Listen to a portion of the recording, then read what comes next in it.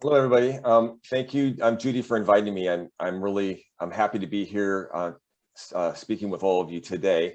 And let me just tell you a little bit about myself. So my name is Adam Gottdank. I'm the Director of Disability Support Services for North Orange Continuing Education. And North Orange Continuing Education is part of the North Orange County Community College District. Our sister colleges are Cypress College and Fullerton College. And we are a standalone non-credit institution. And we have, to give you an idea of the size of our school, we are bigger than Cal State Fullerton. So we have quite the student population. And what you have in front of you here is our Anaheim campus, our Cypress Center, and our Wilshire Center. Wilshire is next to Fullerton College, and our Cypress Center is part of the Cypress College campus, but we are a different school. And if you ever come visit me at Cypress, it'll be that center picture right there with the flagpole, and my door is the second set of double doors on the left. So I've been with North Orange for about 16 years. I'm the director now. I've been faculty as both an instructor and a counselor for many, many years. Prior to coming to North Orange, I was at the Regional Center of Orange County for 10 years. I was a service coordinator, a supervisor, an area manager, and a director at the Regional Center of Orange County. I have been working with folks with disabilities my whole life. I have family members with disabilities and friends with disabilities. And some of my earlier work with disability came at a mental health hospital, at a high school, San Clemente High School, and also working with folks in grocery stores. And so the book that I'm sharing with you today is called Transition: A Conversation with Parents, a guide for individuals with disabilities, the parents, and the professionals dedicated to serving them. And prior to you logging in, I put links to the book and to the website where the book can be downloaded. The book is free, so download it, read it, send it to friends, colleagues, anybody that you think would benefit from it. It is free for all. I've co-authored the book with two of my esteemed colleagues, and Linda O'Neill facilitates the Orange County Local Partnership Agreement. She also works for Chapman University and San Diego State University. Casey Sousa is one of my disability support services counselors. You'll actually see a picture of her in a few slides. And she came from the Department of Rehabilitation. And so why did I write this book? Definitely wanted to help families start the conversation about transition. And when I talk about transition, well, in a broad sense, I'm talking about every transition, because there's transitions, you know, early start and into the K-12 system and out of the K-12 system and all the way up to the end of life. So transition is a very important concept. And I think my book helps with all transitions to a certain degree, but a heavy focus on the transition from K-12, basically from childhood to adulthood is a major focus of the book. I wanted families to better understand transition and to get to have a better idea of how to navigate the system. There's a lot out there for folks, and I really find that people have a hard time navigating what's out there, especially after leaving K-12, where people have often had somebody, a counselor, a coordinator, somebody that really helped them understand how to get services within the school system. I just want to point out, on the right-hand side is my son. He's 16, almost 17, and on his back is my godson, and his name is Luke. And interesting enough, Luke is the son of one of my best friends from my childhood, and when he came into our lives, he was just amazing. And it was an interesting evening because my best friend and his wife called my wife and I, who asked us when they found out that they were going to have a son with a disability.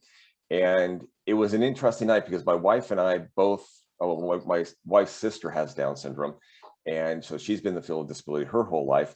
And when we found out that Luke was going to have Down syndrome, you know, we just know what a joy it is to have people like Luke in our lives. But we had a really, you know, conversation for 3 hours late one Saturday night, just talking about services and resources and things available. But anyway, he's a cutie pie and he's right there, and I just wanted to share him with you.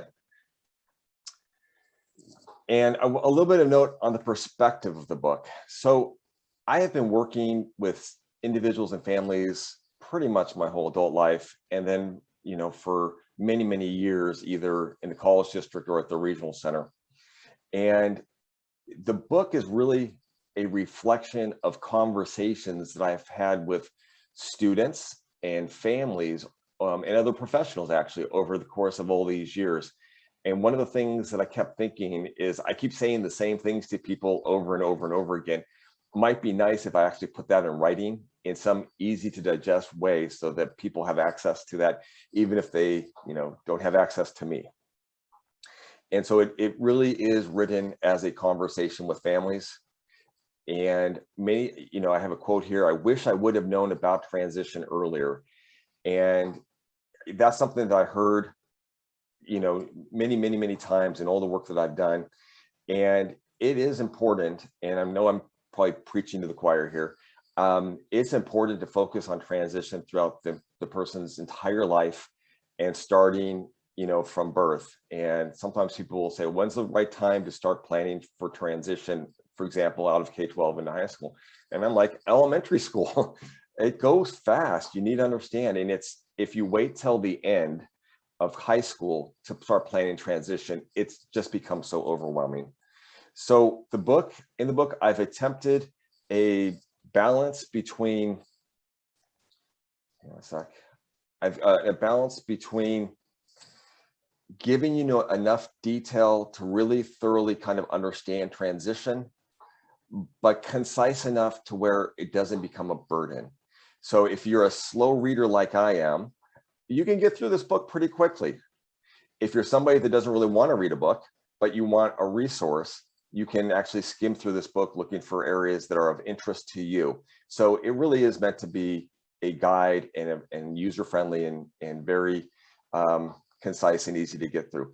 So that being said, it does not attempt to answer every question or be a resource to identify every resource that exists in the county, in the state, in the country. It is meant to give you a really broad understanding of disability resources and how to navigate resources in transition. I'll let you know that I have a bias towards independent and inclusive life. And so, everybody's situation is a little bit different, but I always encourage individuals to maximize their potential and independent living. And for some folks, that's living with their families their whole life, but very independently within their family's household. For many others, it's moving into their own apartment. And I like to take this time to, at North Orange, let's see, I have about 1,100 to 1,200 students with disabilities that seek services from our school. And out of that, we have about 600 to 700 students with intellectual disabilities and autism. And I will tell you, most of the folks that we serve are very capable of getting a good job, moving into their own apartment, using public transportation, and kind of living the life I did when I graduated from high school. And so I want you to know that. And then for those that don't want that, I still believe in supporting them becoming as independent as possible. This picture here shows several of our students and our counselor, Michelle Patrick Noren. She's just amazing. So the next two slides, I'm actually going to go through really, really quickly. I just wanted to show you what was actually in the book, because we won't be able to cover every topic in the book.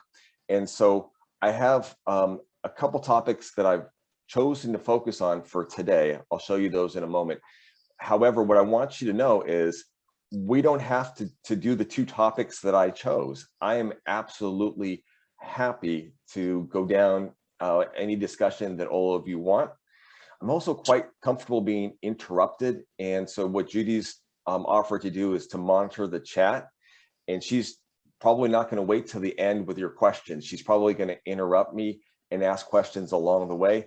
And I love that. I'm definitely one that prefers the interaction and catching the questions as they go. That, I think, makes the conversation much more interesting. But let me just quickly go through some of the topics that are in the book. Developing adult-to-adult relationships, support groups, parent support in general, high school versus college, adult transition programs, applying to college, post-secondary accommodations and services, non-required programs on college campuses, which I also refer to as taking advantage of the possibilities. I work at an amazing place, and we are a college district, and we are a college entity that does a lot of things that most colleges don't. And I always offer up my school as an example because people should never feel locked into the possibilities.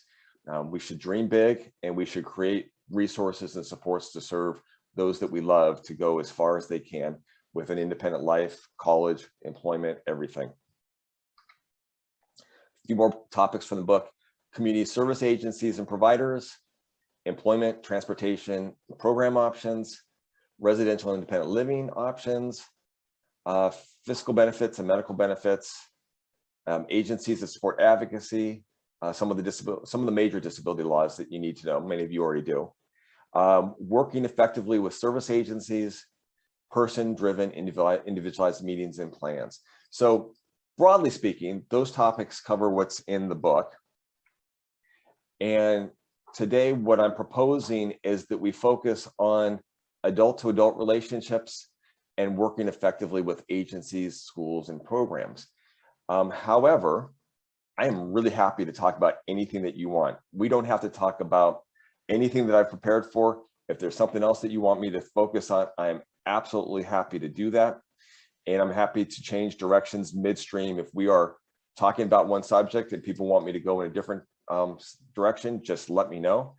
And so once again, if you have first of all, this would be a good time to pause and ask you if you'd like to continue focusing on the two topics that I've identified there, or if you want to focus on a different topic. And I'm going to just pause here, and either Judy can take ideas from the chat, or I'm okay if you take, yeah. And you know what I was thinking? I could quickly create a poll question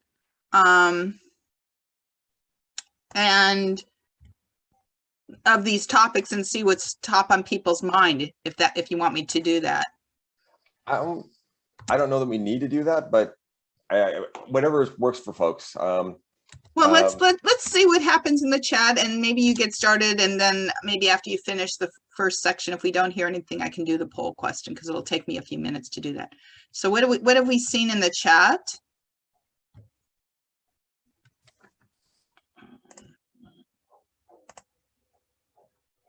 We got serving of it. Services available for adults, children living independently. Yeah, and do you deal with someone that needs higher education, like master's degrees? So that's more about NOCE, I think. Sure. So let's, we can start there. And like I said, I'm going to work on the poll question just because I'm curious. That's a great idea. And so first off, do you deal with someone that needs higher education, like a master's degree? And so I have lots of ideas and resources about folks that are pursuing graduate school.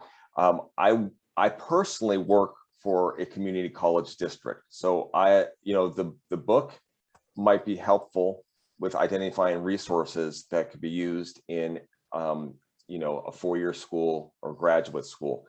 My programs, we serve a community college district. So generally our programs would not support folks going to higher ed, but you will see resources in the book identified that will help folks that are in a four-year school or graduate school. One service that I do offer that is open to anybody is our workability program. We can help people get jobs. Anybody in our region who needs help finding a job, we can help them with a job. But one of the things, let me give you an example of something that we do that you can still find and apply to other schools. And that is, we do something called tailored day services, and we basically use it for educational coaching. And this is a vendor area under the regional center that any vendor could become vendor for tailored day services. And so if you have a program that you like working with and you want them to provide educational coaching, you could ask them, one, if they do that, And if they don't do that, if they would be willing to be vendored with the regional center to provide tailored day services so that you can receive educational coaching for your loved one at whatever college or university they would like to go to. And it's not limited to educational institutions. So, you know, sure, Fullerton College, I'm sorry, Cal State Fullerton, Chapman University, Long Beach, UCI, if there's somebody that wants to be vendored for tailored day services, they can be. But also a lot of the programs that serve folks in the community, whether it's My Day Counts or Westview or Goodwill or Vocational Visions. I mean, any of these agencies can be vendored for tailored day services, and the regional centers made it pretty easy for vendors to become vendored for that area as well. That's just one example of a service that you could work out with the regional center for a program in your area that can provide that educational coaching. I will say that the programs and services we offer, I would encourage, and I do encourage, you know, most college districts to develop resources like we have on our campus. And so I can do a deeper dive with that one if people want me to a little bit later, that's fine. And then services available for adults, children living independently. And so the first and easy answer for that is that if you are served by the regional center system, they have an independent, they have vendors that are independent living vendors and supported living vendors. And so if you have regional center, then you would work with the regional center to identify what is a more appropriate service for your loved one, independent living or supported living. And basically, independent living would be, for example, your loved one moves into their own apartment. They don't need somebody 24/7. They don't need somebody in all wake hours, but they need help with shopping, learning to clean, banking and budgeting, that sort of thing. You'll, I think the average independent living contract is probably about 20, 25 hours a month of services. And so the person would see their loved one, 2 or 3 times a week and provide them the support that they need and be available on call as well. For folks that need a lot more support, then you have supported living, and they kind of work out an individual budget for that person. And supported living can still be, 4 hours a day. It could be 16 hours a day, 8 hours a day. Technically, it could be 24/7. It's very complicated putting a supported living budget together, but supported living is definitely an option. Folks that are living in their own apartments, oftentimes, if they need a lot more support, they're going to be eligible for in-home support services. That's a support a person could get whether they have regional center or not. And that would just provide support to help with, personal care and some of the personal needs people have when they live in their own apartment. And there's also, yes. Yeah, one thing I might point out is a lot of, I would guess about 2/3 of the people in our group are not regional center clients. So are these same services available for people that are not regional center clients? In-home support services would be available potentially for folks that don't have regional center services. And from there, it gets into a lot of individual situations. There's a lot of folks who are on the spectrum who are not eligible for regional center. There's other folks who would be eligible but haven't applied. And then there's folks who have applied and been turned down, but still actually may be eligible. Of course, all kinds of complexities there. There are, a lot of folks, if they're, some mental health vendors provide support for folks living independently. And there are some supports through Department of Rehabilitation to support independent living. Certainly, folks that do have regional center really have access to a system that's really, really good as far as the independent living service providers, supported living providers. And I think that I would have to probably work with somebody on a one-to-one basis to see. A lot of folks that aren't eligible for regional center are really quite independent and they need supports, but they may not need the level of support that the regional center provides. And I'd have to work to figure out with them what they need. I will say one of the things that North Orange is currently exploring with the Department of Rehabilitation is the idea of providing some sort of educational coaching through our workability program. And we had a great conversation with folks both from the state level Department of Rehabilitation and the local Department of Rehabilitation folks, and they were very receptive to it. So they have to figure out how it fits into their regulations. It's not a clean thing, but they were very receptive. And I think this year they're gonna kind of give us some guidance on how we could do it and have it fit within our workability program. That kind of does piggyback on one of my broader themes, which is, on assertiveness in asking and not being afraid to ask for a service you need, not being afraid to ask an agency or a school to create a service or an opportunity. So anyway, I think that's kind of my first response to that. I realized there could be several layers of questions there. So shall we continue with these two topics, or should we go ahead? Let's see. Yeah, I mean, there's some other questions in the chat. There's one that's specific to, which I think might be interesting, that is a son who is 23 on the spectrum, a lot of anxiety. He's entering his senior year in college. He is part of DSS. What other agencies should we be working with? That's in the chat? Yeah. I'm not seeing that. Okay, it's from the Hunts. So if you want to search for that. I just am trying to keep it. It helps. I'm very visual, so seeing the question is. Oh, okay. Here, I'll post it again, if that helps.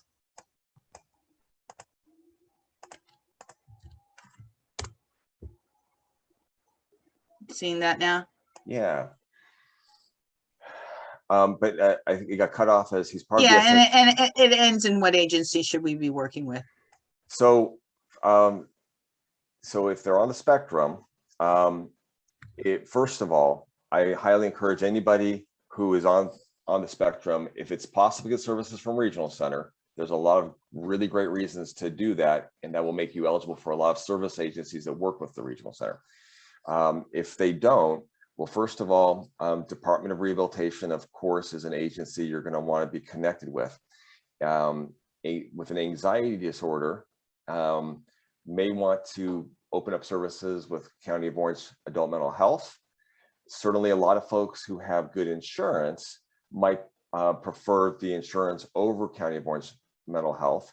Certainly, anxiety, you're going to want to be connected with counseling, possibility of a psychiatrist or neurologist, and possibility of medication depending on the nature of the anxiety. Is it normal anxiety and they're just learning to function with it, or is it more of an anxiety disorder, which usually needs more intervention? I will give you an example of something that we do at North Orange that I wish every college did. And I offer as an example something that we do, but I also offer as an example of things like this are popping up around the state. I know from conversations with community colleges and four-year schools, many schools are implementing additional programs and services to meet students to help students with on the spectrum with services they need. So for example, we have what's called our RISE lab. And it was a lab that was designed specifically as a safe, it was designed with students on the spectrum in mind. Originally, it was going to be a lab primarily for students with autism. Currently, it serves anybody that walks in the lab, whether you have a disability or not. But it was designed to help students to be a safe place, to help students with anxiety, executive functioning skills, organizational skills, social cues, understanding what's going on with them when they're with their body, when their body's sending them signals and they're not necessarily understanding, communication with faculty and staff. And our RISE lab has been in place now for probably 7 years, 8 years, and we've kind of expanded to Cypress College and working our way to Fullerton College. Again, those are my programs in my district. I believe these are kind of the types of services and supports that all colleges and college districts should be offering. They're not mandated services.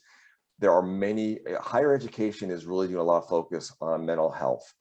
And so there are services being developed. And so if your 23-year-old son was going to my school, they would have the Arise Lab as a resource to them on campus, and they would definitely help your son with anxiety.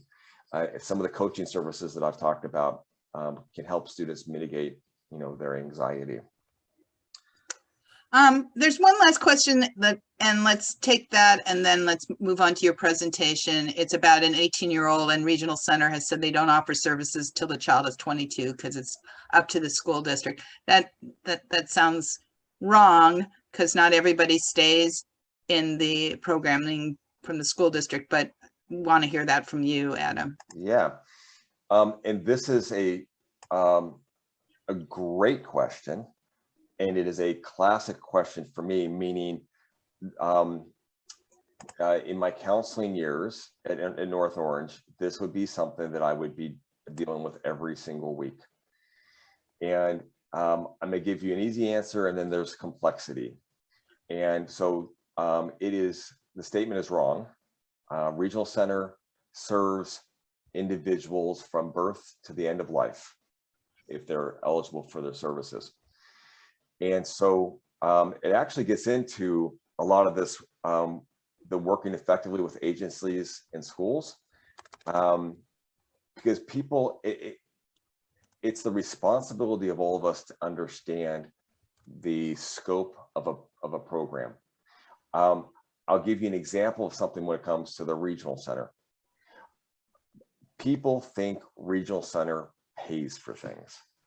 And if you're sitting on this conversation right now and you're thinking regional center's primary responsibility is funding things, then you are going to miss out on a lot of opportunity potentially.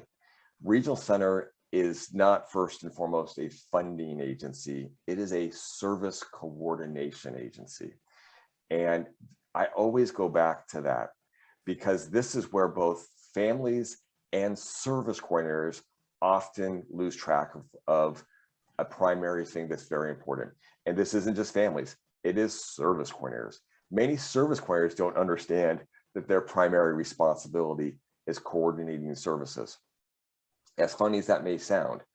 And so one of the biggest benefits of having a regional center is having a service coordinator who understands your loved one and your family and actively listens to what is needed to support that loved one, and then to pursue resources and supports for that loved one. And so an example of something that you will hear, but you should never hear from a service coordinator is, we don't fund that. We don't do that. Now, don't hear me wrong. There are plenty of things that the regional center can't fund and can't do. But if I'm a service coordinator, and I'll give you, when I was training service coordinators, I would give them lots of examples, including some very absurd examples. And I'm going to share an absurd example with you right now. A family asked their service coordinator, we want you to fund the regional center a yacht for our loved one because we think it's good for them. Most service coordinators would probably say, we can't do that, we don't do that. Well, I think that's the wrong approach. If I'm a service coordinator, I know the chances of us funding it for a yacht are not likely. It probably wouldn't be the best use of resources. But what I would say to the family is, tell me more about why you think funding a yacht would help your loved one with a disability. And let's explore that a little bit.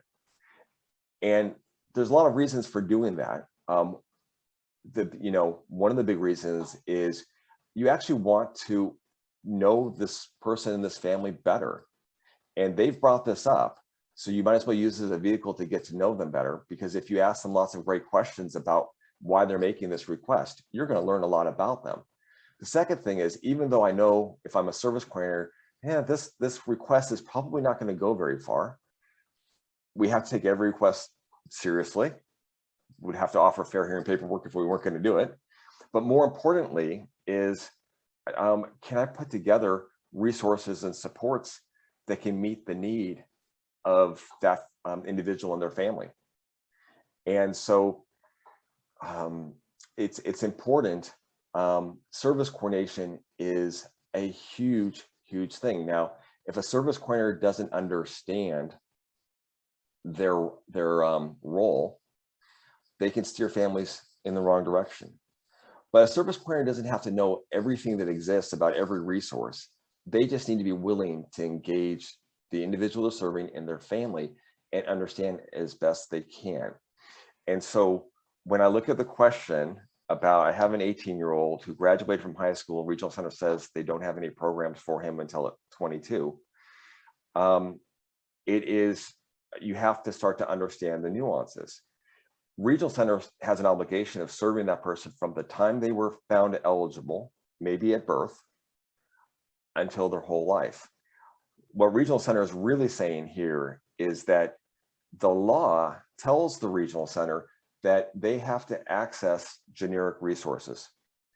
And well, your loved one is in the K-12 system, that K-12 system is responsible for providing a wide range of services and supports. And so if you're asking the Regional Center to fund for something that the K-12 should be funding for, you're putting the Regional Center in a difficult spot, because they're not likely to be able to say yes to you unless certain things have happened. So for example, with this 18-year-old who graduated from high school, some of the questions I might ask was, okay, did they graduate with their diploma? Was it, what went into their graduation for that diploma? Are they no longer eligible for their adult transition program because they graduated with a diploma? If so, that starts to lay the groundwork for possibly Regional Center funding something between 18 and 20 from a programming standpoint. However, then my question to the family is, did you invite the Regional Center to all the IEP meetings? Did you have these conversations with Regional Center at all the annual IPP meetings? Because if you let your loved one graduate from high school and then you ask Regional Center to fund for something between 18 and 22 that the school would have provided, it's going to be really difficult to pull that off. However, if your service coordinator has been part of every conversation that's happened over many years, and they really should be telling you if you should be identifying what it is at 18 that your loved one wants to do, and they should be exploring whether Regional Center can fund for that at 18 or not, so that you know before your loved one graduates what are the options. So you can see it gets quite complicated. Also, there are things that the Regional Center well, first off, you should always expect the Regional Center to coordinate. That's their job. They should always be side by side with you coordinating. That is their job. There are other things the Regional Center might fund during the K-12 years because it's not the school's responsibility. A quick example of something might be, let's say that you have a loved one that has the need for some behavior supports. And let's say you're getting phenomenal service from the school. Well, does your loved one only have a need for behavioral supports in the school, or do they need behavioral supports at home? Because the K-12 isn't responsible for your home. And so oftentimes, Regional Center will provide some hours of behavior support in the home. It's just one example. And so what I would say, I guess, in response to the original question is, assume that somebody who is eligible, for example, from birth through the end of life, is going to get service coordination the whole time. And that service coordinator really needs to be engaged with your family to understand the needs and to help explore needs that go outside of the K-12. And I have seen Regional Center provide services to folks between the ages of 18 to 22, including funding for a program that we have that is vendored with Regional Center because it was a good reason. So I'll give you one example before I move off this question, and that is, so we have 3 programs that are vendored with the Regional Center. 2 of them support students whose needs are a little bit, who dip a little bit more in the moderate range of need. And they're vendored programs. They look like classrooms. You walk onto my campus, they're classrooms, but they are programs with the Regional Center. Regional Center doesn't want to fund for anybody in that program until they hit 22. But we've had situations come up where a person legitimately was no longer involved in their K-12, and Regional Center was part of the conversation the whole time for many years. And so the best option for them at 18 was to transition into our program, and they had the full support of the Regional Center to do that. But does Regional Center want to do that? No, because we're an educational program. There should be a program in the K-12 that is a good fit for their loved one. And the conversation can get much more complicated than that. Happy to continue doing a deeper dive on that. But in a nutshell, that's kind of my response. Adam, what I suggest now is I think I can launch the poll. We'll let it run for like 2 minutes, see what people are interested in, and then maybe we go on to the next topic. That sound okay? That sounds great. Okay, so you folks should be seeing the poll. There are 2 questions. Really, one is, and what I've done is taken all the topics that are in the book. And so are you all seeing the poll? Yes, we do. Okay, great. Okay, thanks, Brianna. But no one's filling. Oh, there we go. Now you guys are getting going here. One person voted. I guess there's a lot to read. And you can click as many topics as are of interest to you. I think it lets you pick multiple. If not, somebody needs to tell me.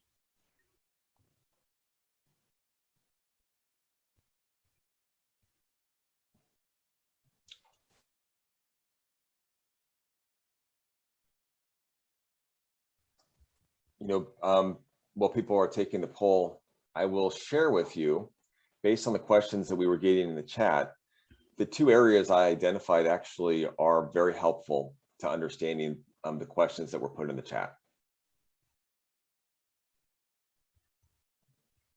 And one thing I wanted to say is that not this month, I think it must either be September or October, we have Jim Hayek joining us. Jim Hayek is a benefits advocate. He's spoken probably every other year for us, and he was previously a director of the Regional Center up in Northern California, and he will go over Regional Center services, SSI, SSDI, a variety of services. So that's a good session to keep an eye out for. And it'd be a good complement to that discussion that we were having with Adam about Regional Center and other service providers. Okay, we've gotten 4 responses.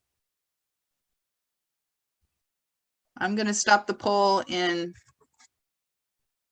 I'm going to say 30 seconds.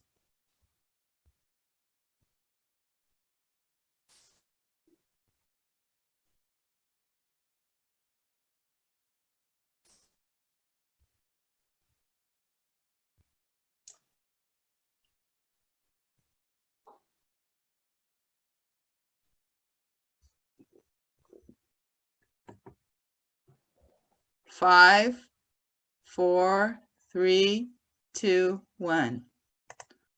Okay. All right, so I'm going to share the results now.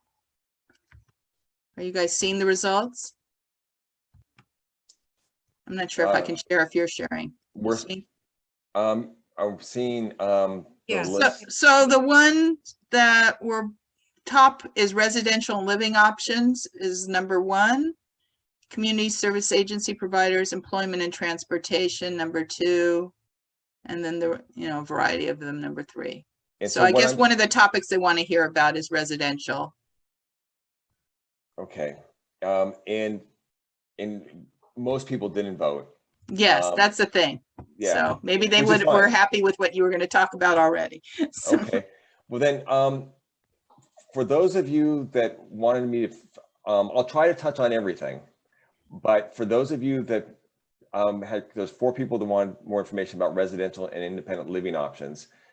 If you don't mind unmiking and just letting me know more about what it is that you're thinking as far as what kind of resources and information you need, that would help me because I could do several hours probably on residential independent living alone. and just so you know, we did have Jack Stanton from the Regional Center and a couple people a few months ago talk about some of the projects that were going on for affordable housing, although it seems like winning the lottery in terms of being chosen to reside in one of those newer facilities. It's Jack's a great resource, very knowledgeable, and Regional Center of Orange County, different regional centers have really taken on this need for affordable housing. And Regional Center of Orange County, I know, has done some unique projects to make that happen.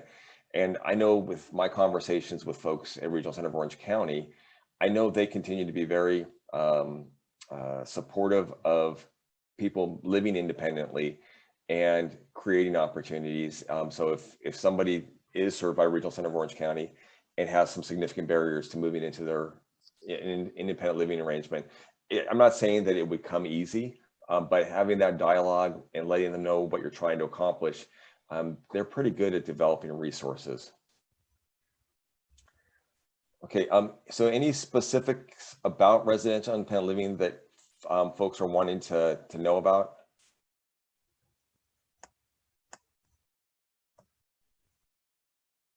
No one's put anything in on the chat, so. Okay, and I see one last chat. In my experience, unless I ask directly for a specific program, my SC does not suggest anything. That piggybacks on the 2 topics that I identified. And so I don't know with residential. Yeah, that definitely working effectively with agencies, schools, and programs probably is a key topic for this group, given the dialogue we've had already. Yeah, I'm thinking so too. And see, without knowing more about what people need about residential and independent living options, what I would start to do is probably something similar to what Jack did. I would just give the breadth of options that are available out there and kind of talk about each variety a little bit. Is that what people would like me to do?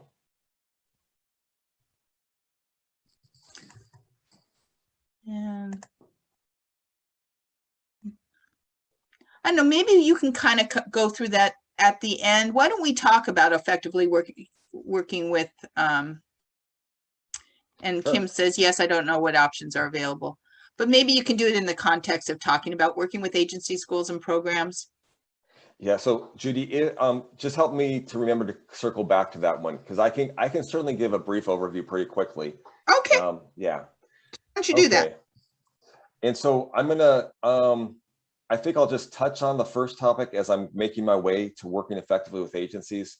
And whoops, where did my function go? There we go.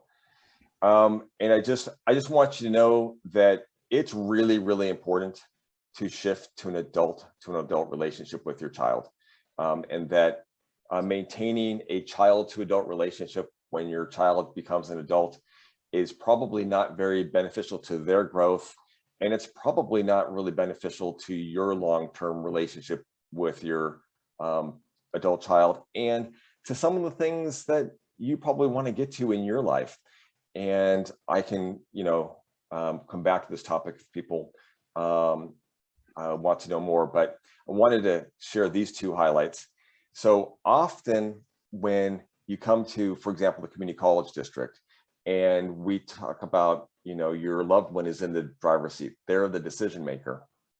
Now, many families are right there with us. They're ready for the transition. They already either have a good idea of an approach that works for them, or when we start to share what we do, they're pretty much kind of on the same page with us and just appreciating the support.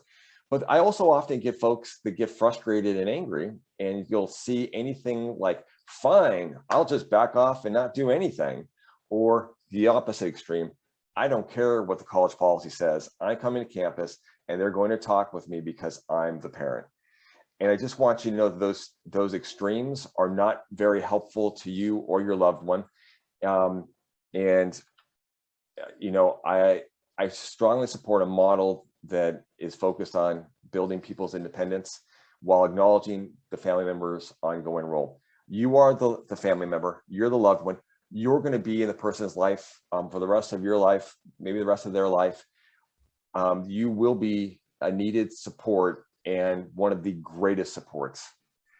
However, college district and many services as an adult, it really focuses on the individual making the decisions in their life, and then how do you build the supports around them.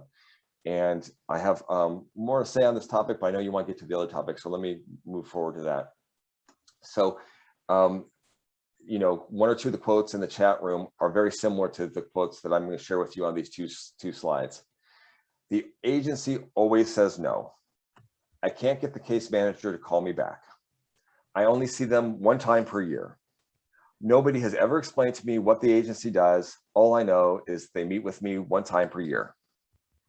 I have to file for a fair hearing every time I need something from them. They meet with me to complete their required paperwork, and then I do not hear from them again for a year. So do those quotes sound familiar to any of you? I've heard them a lot from our group, so thanks, Adam. Yeah, and I've heard them a lot too. And it's an interesting thing because they're both based on reality, meaning the reality of the experience the parent or family is experiencing. But it's a failure of responsibility on both the family, the parent, and the service provider, the service agency, when we get to a point where it's that situation. Because parents and families need to be supported at a very high level. They deserve that, and they deserve to expect to receive good services and supports. It's also a failure on the agencies when they don't take the time to explain how things work. And when I was alluding to, you know, the regional center, for example, earlier, or it could be Department of Rehabilitation or Orange County Mental Health, who will have service coordinators, case managers. It's their responsibility to help you really understand how their system works and how to access resources through them.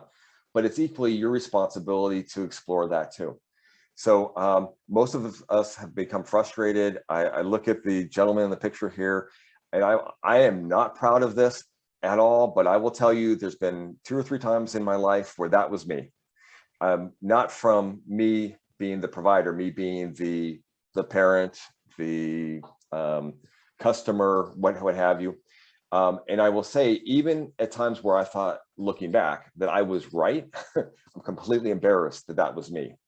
So, you know, people raising voices, storming out, slamming the phone down, saying, I'm never going to work with this agency again. I'll tell you, when I get frustrated, that's one of the things I think of. I never want to work with this store again, this agency again, this program again. But despite our frustrations, that's probably not the best way to work with agencies. And so I have 3 recommendations for families. I'm working with any programs and agencies. Be friendly, be professional, and be assertive. And a little side note here, we have a student in this picture, and then that's Casey Sousa. She's one of my disability support services counselors. She runs our Arise program that I was talking about earlier, and she also co-authored the book. So the reason I go here, so I'll go back to my regional center days. In my regional center days, my life was full of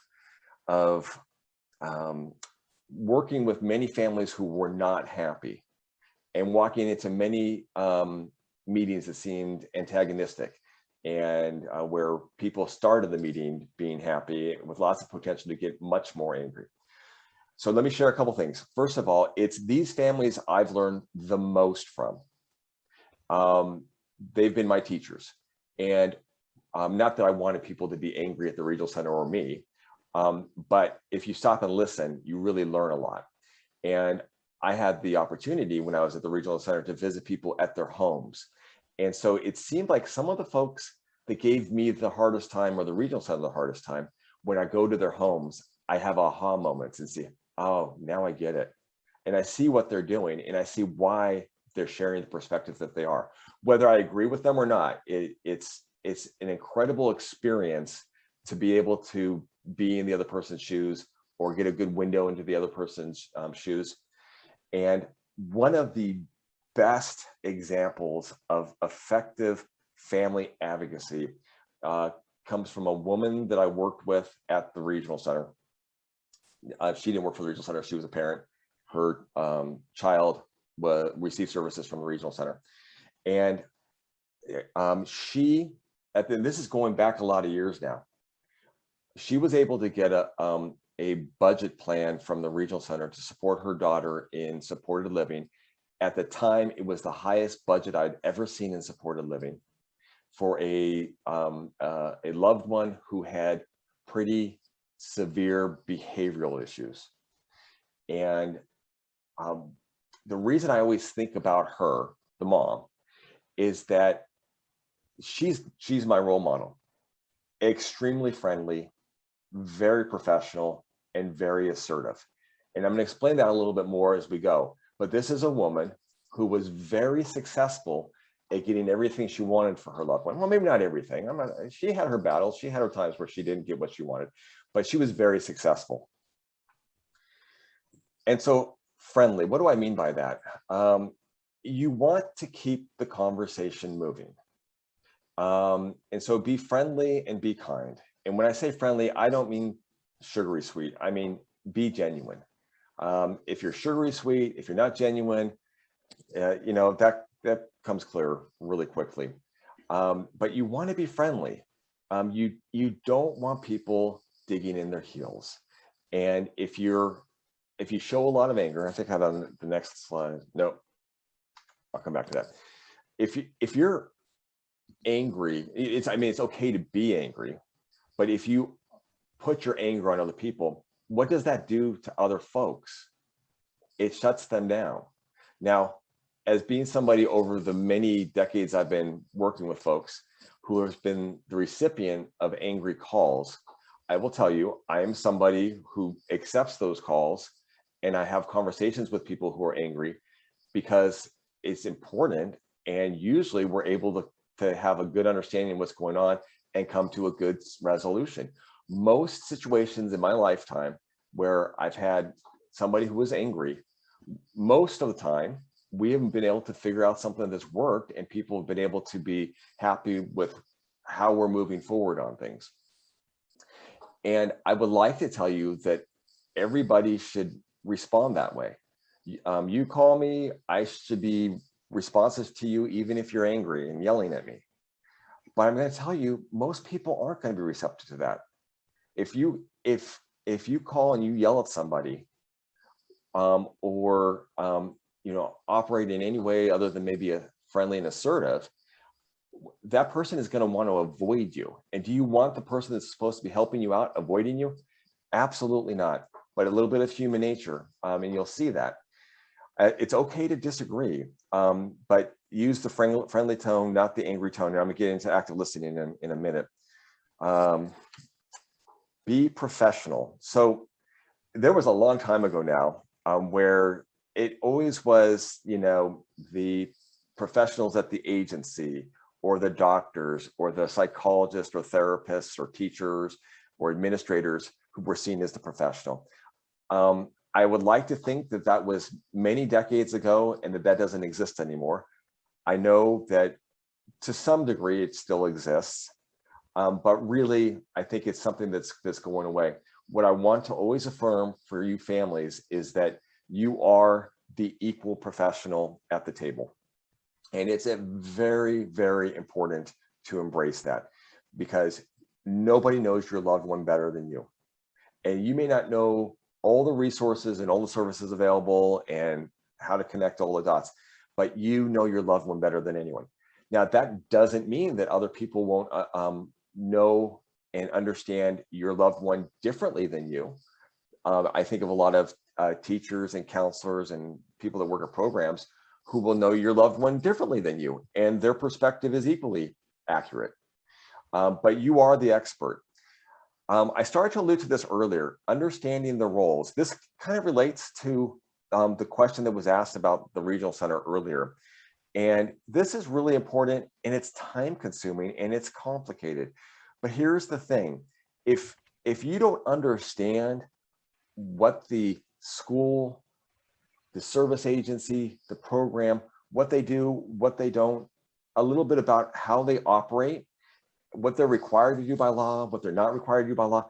If you don't have some good understanding of that, you may often get really, really frustrated for asking them to do something that they can't say yes to. And so it's important to understand the roles of agencies. And so is Regional Center going to fund for a supported employment program to get your loved one a job? Not if your loved one's eligible for Department of Rehabilitation. They're going to say, we need to coordinate services with the Department of Rehabilitation. They're going to fund an agency that's going to provide support to help your loved one get a job. No, regional center, I don't want to go to DOR. You provide the service to me. Well, you're gonna get in arguments, and you're gonna ask them to do things they can't do. Now, at the point that your loved one has that job, and they need ongoing supports with the same perhaps support employment agency, regional center may kick in those supports to do job coaching ongoing and that sort of thing. But if you don't understand the rules, then you're gonna find yourself maybe arguing things that don't need to be argued, and maybe taking longer to get services and supports that you need. And so that's where I said, one example of an ineffective family advocate would be somebody who just doesn't understand. And I bring this up because over all my years, I will tell you, this is a common thing. This is, in a family will, they will battle an agency, and it could be any agency.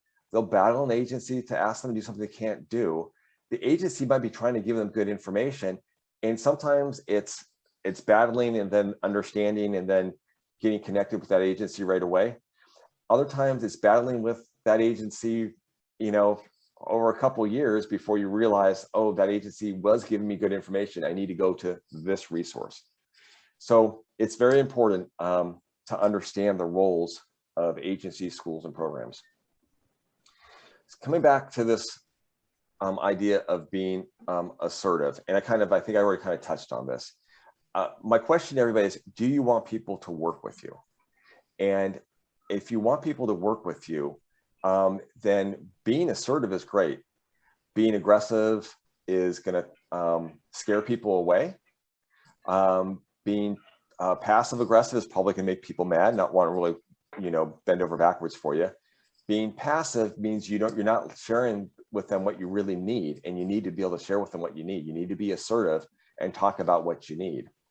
And so I think, when you're starting by being friendly, professional, and assertive, you're going to set the table for very good conversations. That doesn't mean you're always going to get what you need and what you want, but it's going to set the table to have really good ongoing dialogue.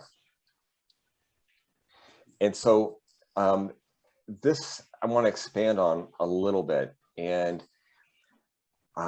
you want to invite conversation. And I borrow this term active listening from basically psychology, therapy, and counseling.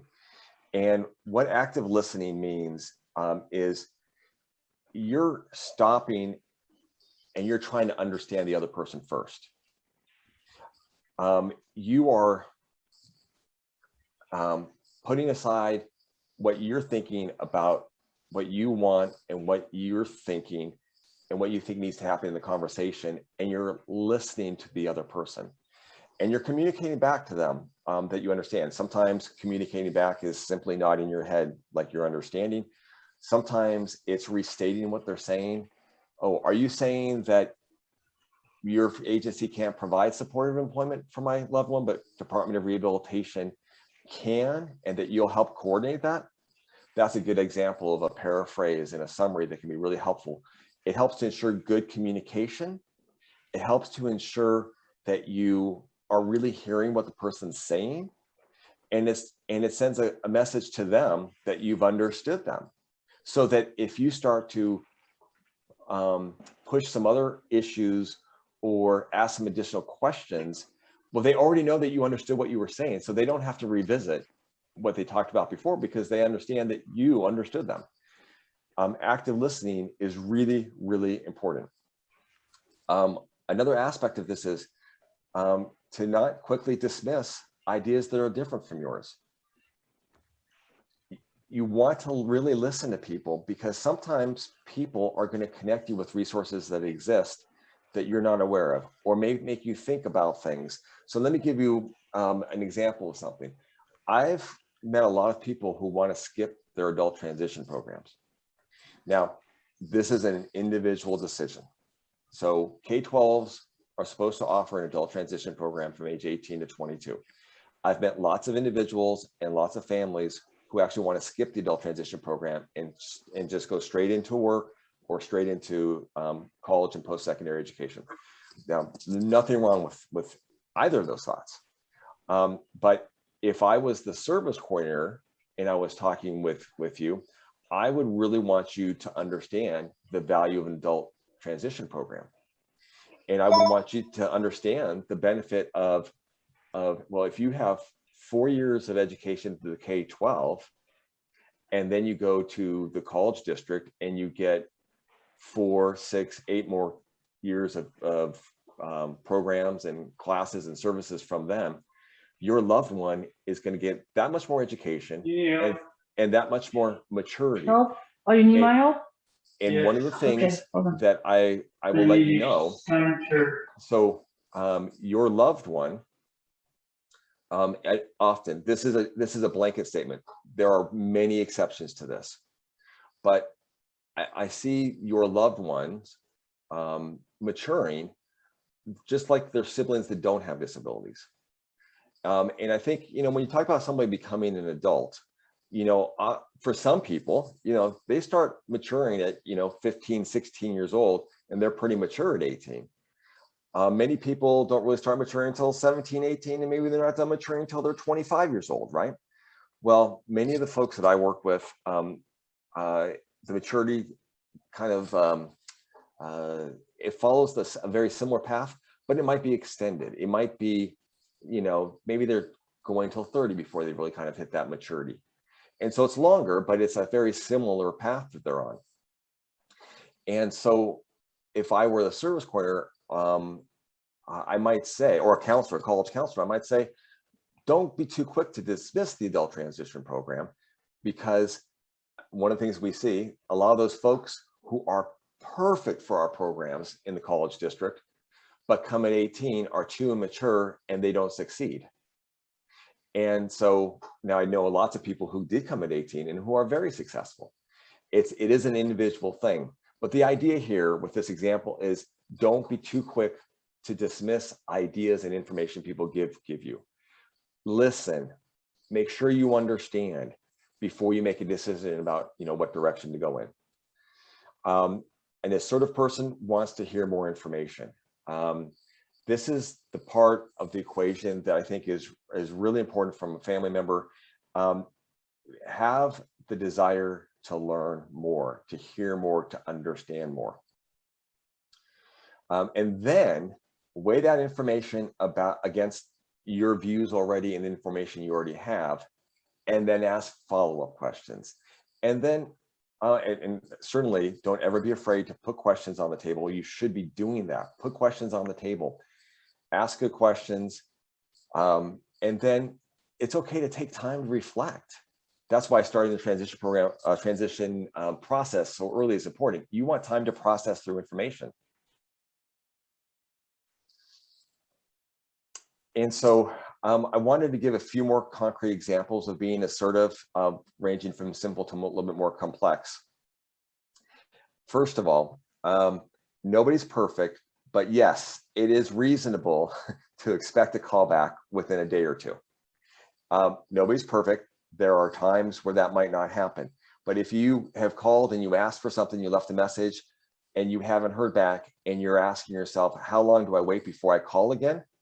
Well, let me tell you, if you wait 2 weeks, a month, 2 months, 3 months, one, it's probably going to be way too long for you. 2, your level of frustration and anger is going to be high. After a day or two, you might be a little frustrated that they haven't called you back. And I say, then call them again.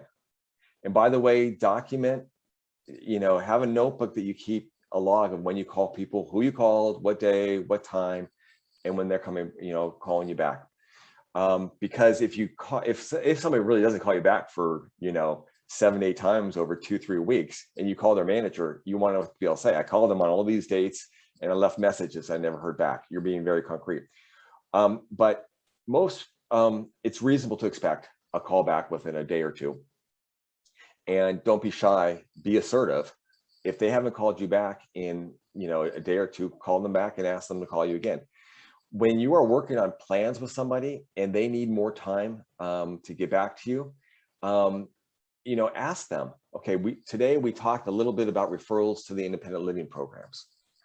The service coordinator says, I'm going to call you back. I'll call you back on that. Don't leave it there. Say, are you going to call me back tomorrow? Are you calling me back at the end of the week? Are you calling me back next week?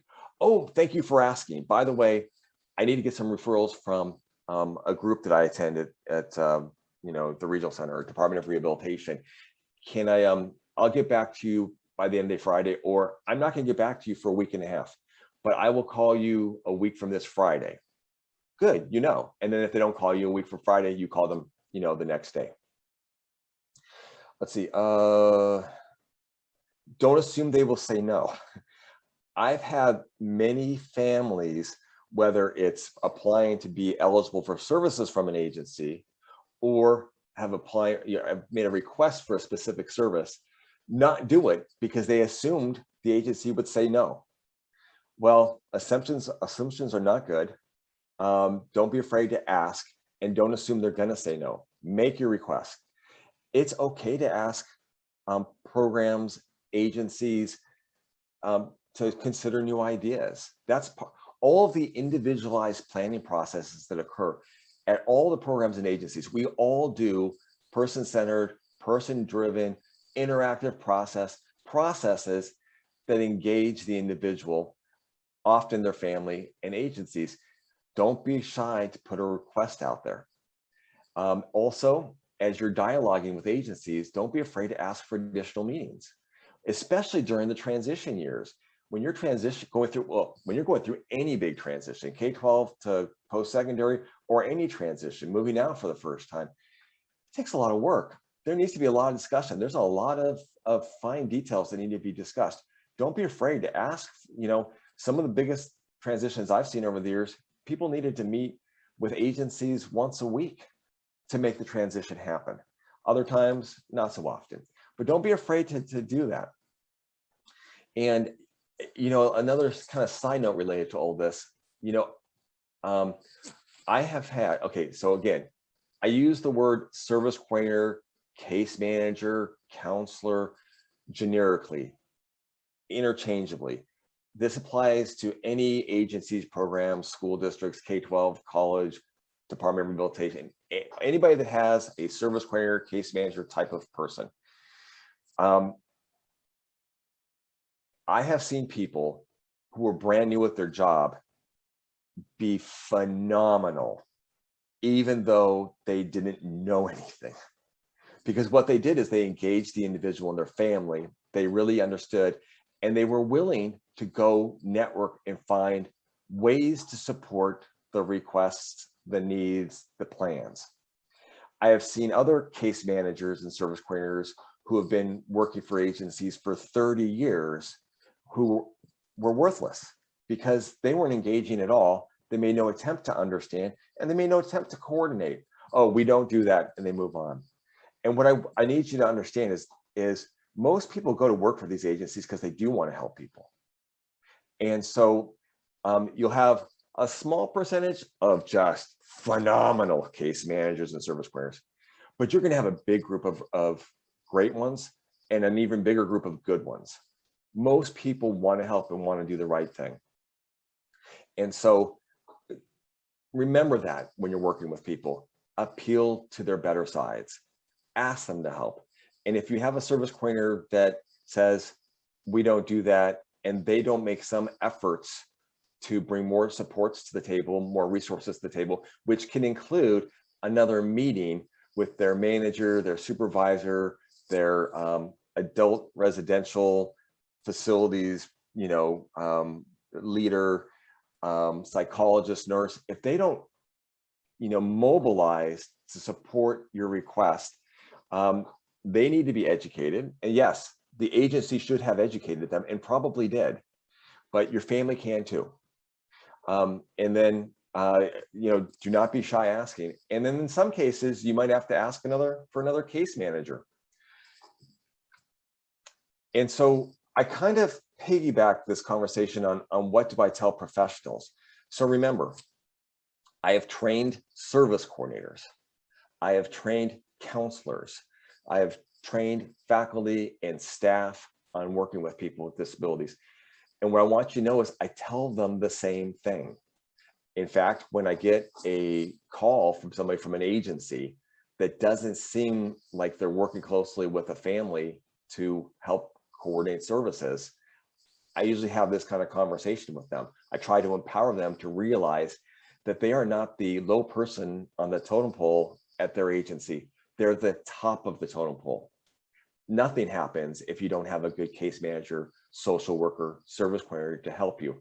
And so what I tell professionals, be friendly, be professional, and use assertive engagement. And I added that engagement word at the end because it's really, really, really important that people that are operating as case managers, social workers, service coordinators, actively engage the people they serve and their families.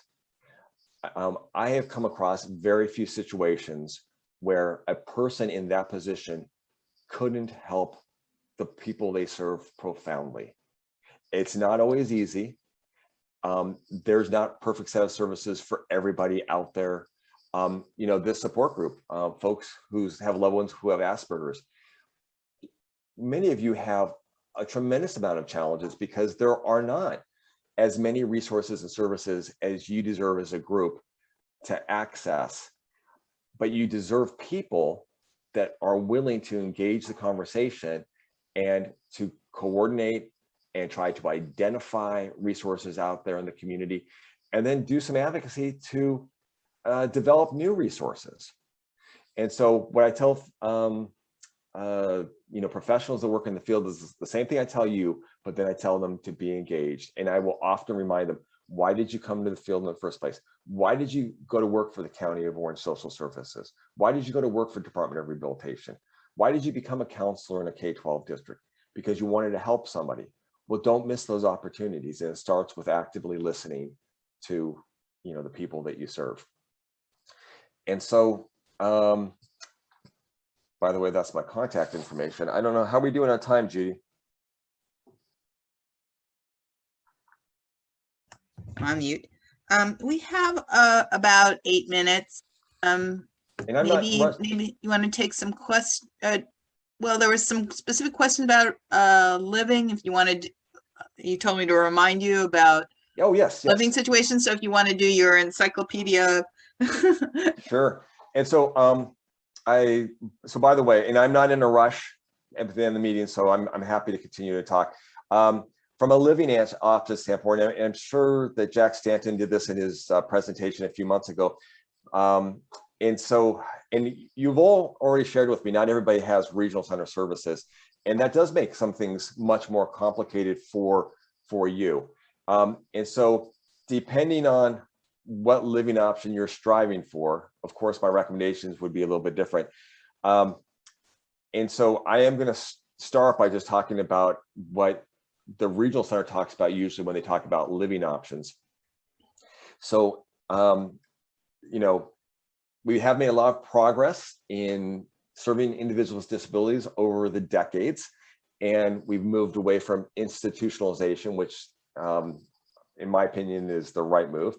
So you don't see folks moving into large institutions anymore. All the major institutions in California have either already gone away or will soon go away.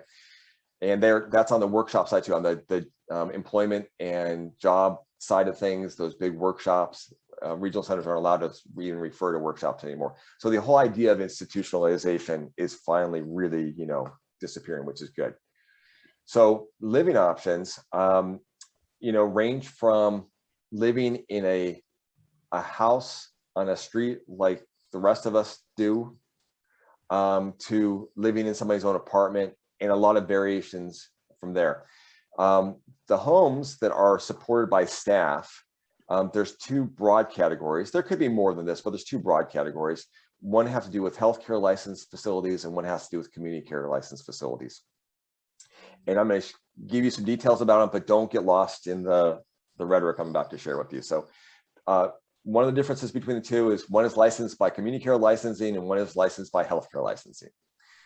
Healthcare licensed facilities tend to support folks with more either medical or self-care needs. Community care facilities tend to support folks that may have more behavioral needs, but both sets of facilities can support both depending on how they're vendored. And so, the intermediate care facilities, a lot of folks who have some, health needs or strong self-care needs might find themselves there, funded largely by Medi-Cal, and then supplemented maybe by supplemental security income a little bit. Community care licensed facilities range from level 2, level 3, 4A, 4B, all the way to 4I, and then 4X, beyond that. And somebody that moves into a level 2 community care facility is going to live with 3 to 6 individuals and a staff person. It's kind of one step away from independent living.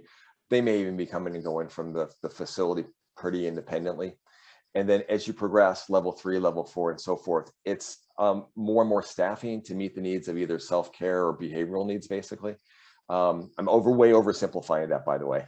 And there are certainly people that you could see in an ICF and a CCF, they would meet the eligibility requirements for both. I can do a deep dive with both of those. I'm very familiar with all those facilities. So if anybody needs me to do a deeper dive, I can hang on and talk a little bit further about that. There's what's known as a adult family home agency. And this is kind of a model of adult foster care. And it's not really foster care, but it's the idea of 1 or 2 individuals living with a family. The model came about because we have an aging population, both the general population and then a lot of the folks that are served, a lot of folks with disabilities are aging as well. And many folks with disabilities have lived with their families their whole life and don't want to live in their own apartment and don't want to live in a community care facility. But maybe the family's getting older and having a hard time continuing to support them, or they're worried about what happens when I'm gone, and they'll start to transition. And it's basically moving from your own family's home to another family home. And then the supports are built up around that individual. They're not supposed to have more than 2 people in that adult family home. Really good model. Now, it's not just for folks that they're aging. If there's somebody else, like, I just want to live with a family my whole life, they would be eligible. Though my bias is if I have somebody who's younger, I'm certainly going to try to educate them about all the resources they need to live independently. But the adult family home model is a good model, and I love it a lot. Then you get into independent living and supported living. And you also have room and board. A room and board is not funded by, community care facilities are funded by your SSI and then regional center supplements. If it's a level 2 board and care, regional center is only going to have to supplement a little bit. If it's a level 4I, your SSI is going to be a little bit, but regional center is going to fund a lot to fund for the whole cost. A room and board is not, it's less than a level 2, and a regional center doesn't fund for anything. It's just pretty much SSI. And what you have is you're basically renting a room in a house, and you don't have a caregiver, but you do have somebody that lives there. They might provide one meal, and they're generally a good person to kind of know what's going on in your life and be supportive of you, but they're not getting paid to do that. And then with independent living and supported living, you have somebody that wants to live in their own apartment. I would say, the differences between independent living and supported living really have to do with the level of support your loved one needs, whether it's a few hours a week or a lot more hours a day. The more hours you need, you're going to be pointing in the direction of supported living. And those models can play out in a lot of different ways. There's tons of things that you have to consider when you're going to move into your own apartment. And, am I going to have a roommate? Am I not going to have a roommate? How do I, get first, month's deposit, last month's deposit? How do I get furniture for the department? But you have agencies who have expertise in providing the transition from your family home into your loved one's own apartment and providing your loved one ongoing support. And one of the things I always say, any individual who has a tremendous family support system and services, good service support system, it's the best. Because let me play out the independent living thing a little bit farther, or this is supported living. Let's say that your loved one is being supported by an independent living agency and you like them. I promise you they will fail you many times. And if all of you were independent living providers, and I was having the same conversation with them, I would be saying, even the families that you think are the greatest are going to fail you many times. This is life. People live in their own apartments. There are risks. Things go on every day that you can't count on. You don't know. And so when you have a good family support system, when you have a good service support system, one of the systems can fail and the other one can back it up. And so an example of each would be, I call mom because independent living agency didn't pay my rent today and I can't get a hold of anybody. I'm mom, I'm a little frustrated, they dropped the ball, but I help pay the bill, everything's good. Flip side, mom, spur of the moment, my loved one needs to go to the doctor and I just found out about it today and I can't take them. Independent living agency, can you drop what you're doing and take them? Yeah, sure, we can figure out a way to make that happen. I give those examples just to say that the ideal situation is to have a great family support system and a great service support system. And then supported living is really, really complicated. And anybody that needs that level of service, I love the model, but it is very, very complicated. The more hours of support that you need, the more needs you have with regard to self-care or behavioral needs. It gets hard to support that 24/7. And so it takes a lot of planning. It doesn't happen overnight. And but it's a great model. They'll build a budget that outlines the services and supports needed. And that gets into a really kind of complicated, set of negotiations. But I love the model.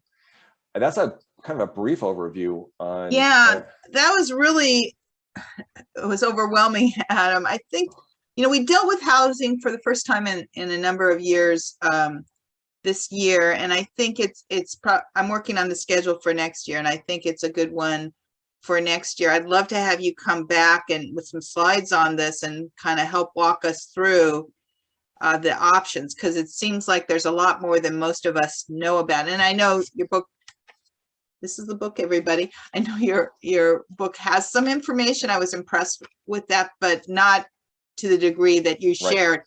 So would you be interested in coming back and talking, kind of taking us to, and you and I can talk offline if there's somebody else we should have as well, or instead we can talk about it. But you are definitely the most knowledgeable person that I think our group has heard talking about what are the options. And this has been a struggle for many of us to figure out, how do we give our child independence, or the individual wants to move out, and how can they afford it? And, and what type of living situations would be best for them. So I definitely want to revisit that. It's past 11:30. Adam's agreed to be around for a little while longer. I think let's move into gallery mode, Adam, if we'd like, so we can see individuals. And if there's any additional questions, now would be a good time. Just raise your hand so that we have some semblance of decorum here. Anybody have I do want to any say, more I questions? saw something Yes, in the please. chat. Yeah. The Hunts asked about, does Cal State Fullerton have a program like Arise? And Cal State Fullerton is doing a lot of things to support folks who have autism. And I don't feel like I would do them justice speaking about their services, but I would absolutely encourage you to contact Cal State Fullerton. They are doing some really good things to support people with autism. Please do. And then if there's any problem connecting with anybody, I could maybe reach out to them and arrange for them to come speak to you as well. Okay. So any more questions for Adam?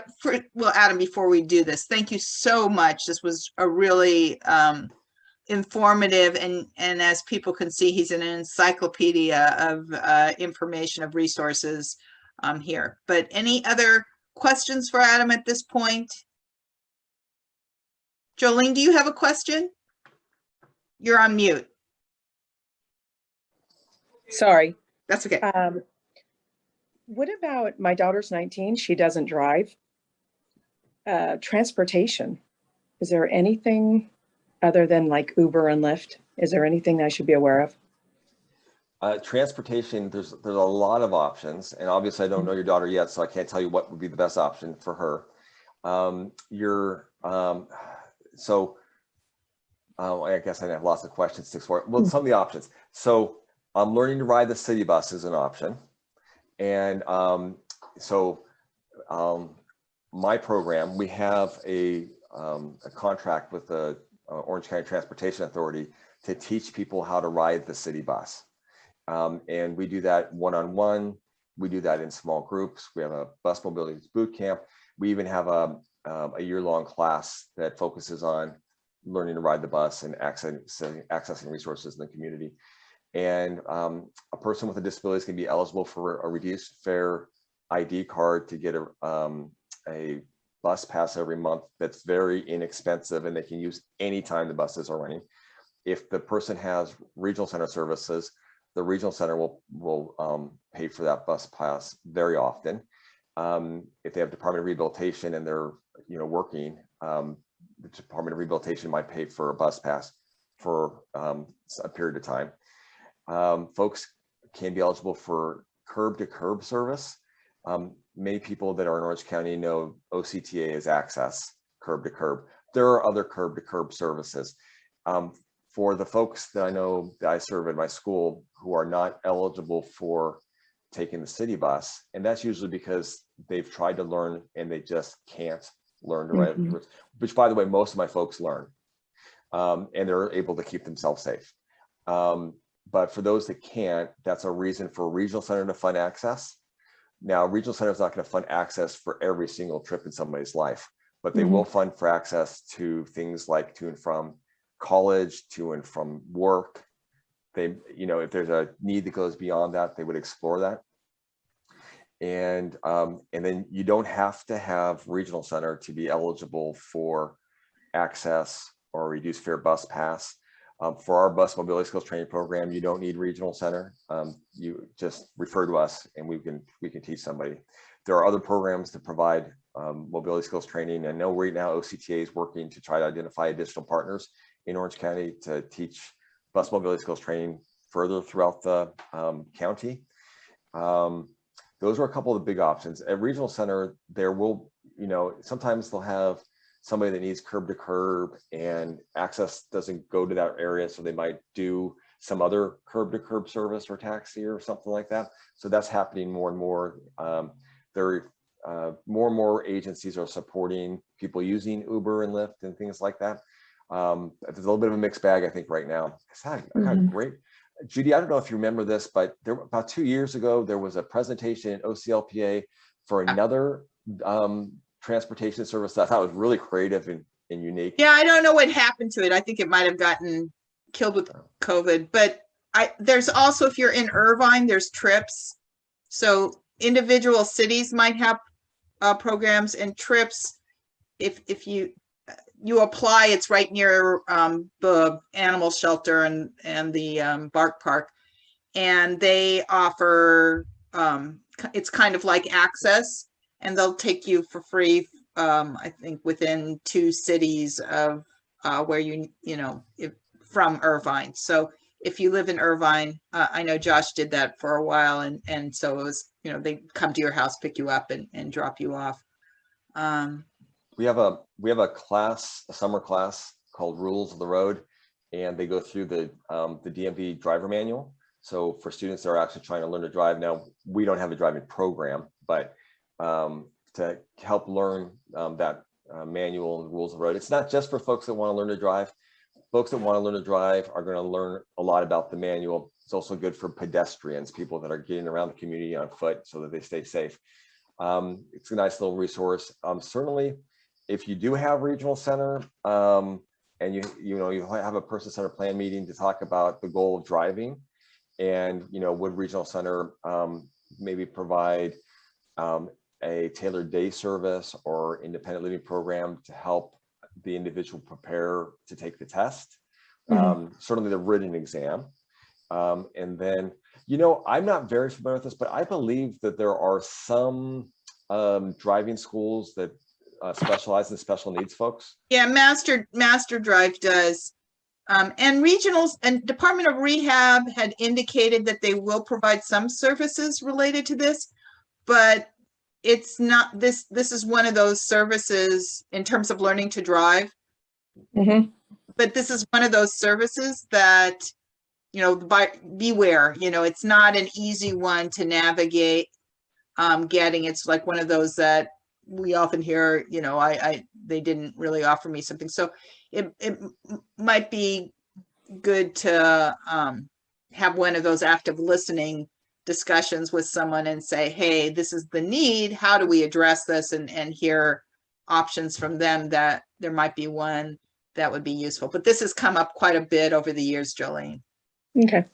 And Jolene, is there any additional questions related to transportation? Are you trying to get anything? Because sometimes people will ask me more questions and it'll prompt me for more other ideas that I have.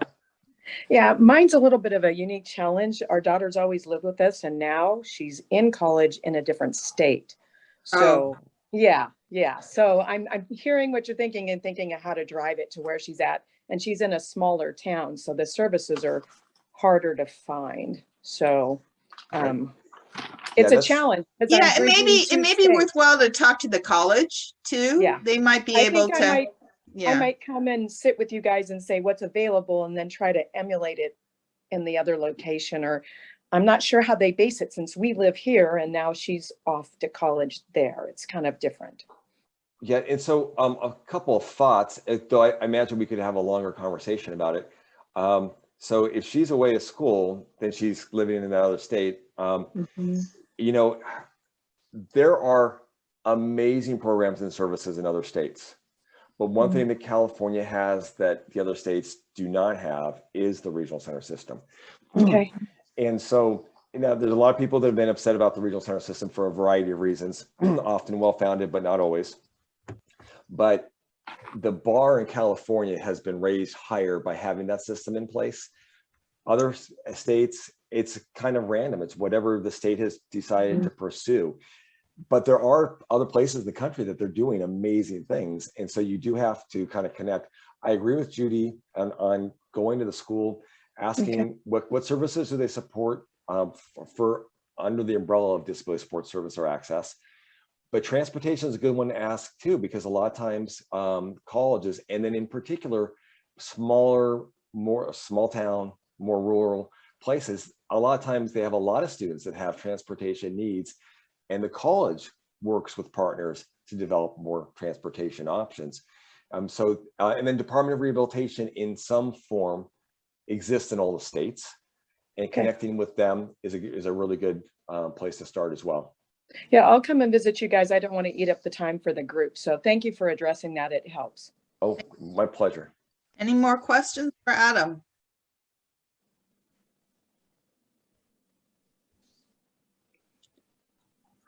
Well, I think that's it for today. Adam, thank you again. Great information. This is his book. You should download it. And we'll definitely have you back, Adam, because you just are a huge asset for our county. So thank you so much. And thank you everyone for listening. Adam, any last words? Well, just first off, you're welcome. Always my pleasure. This is very fun for me. So thank you for inviting me. And with as knowledgeable as I am, I only know a fraction of what's out there, right? And so when you're working with professionals, counselors, service coordinators, that sort of thing, remember, you're not going to come across anybody that knows everything.